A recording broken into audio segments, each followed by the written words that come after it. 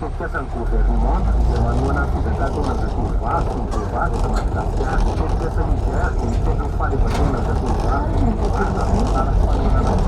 para falar no China, no centro e essa só para não falar na muita caceta mais suando da curva, nunca está sendo feito, a área está no feito, está no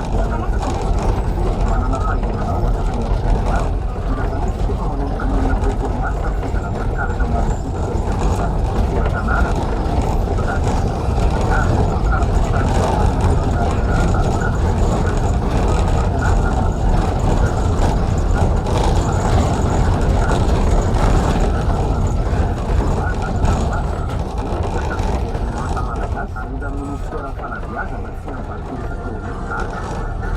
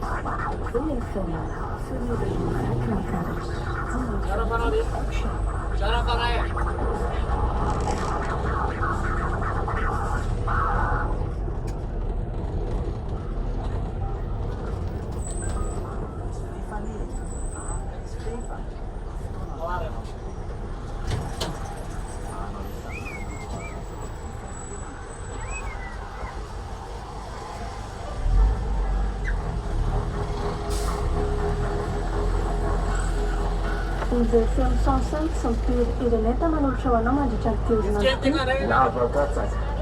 Tantara misoratany Joarandriany eny. ireo amin'ny tantara poeta Antsirabe Olivier miaraka tamin'ity Fisika fanahy ary mivanoratra. nandreo feo sy nanaty tosy avitra amin'ny sofitra. Tsy azoko izy zany fiara-tanam-bolokatra be izy dia inona no midina teo amin'ny toerana misy fahatadehibe fa tsy nitonaka ty an-tanàna Ka dia ahoana ro sisa mazava ho azy zaho fa misy tompony izabe hoe ary izay mitondra fiara zany tompony azo atao atao ihany zany. Manammarina ny tena azy dia avela. Sady izay fa raha hoe tsy maintsy tokony dia azy dia mandeha ny karakara izay mandeha. izay no aza mandeha alina tsony ianao fa mampitaitena ka ary mety tsy iray ireo biby ireo fa maromaro mihitsy Tena. Fa ny fomba molorana azy zay tena mila jerena malaky aza miditra amin'izany tsony ianao franka sofina fifatofona toetra lavitra natandrema fotoy izay Mbola efa miresaka amin'ny miaratra eo koa dia ity izay tena.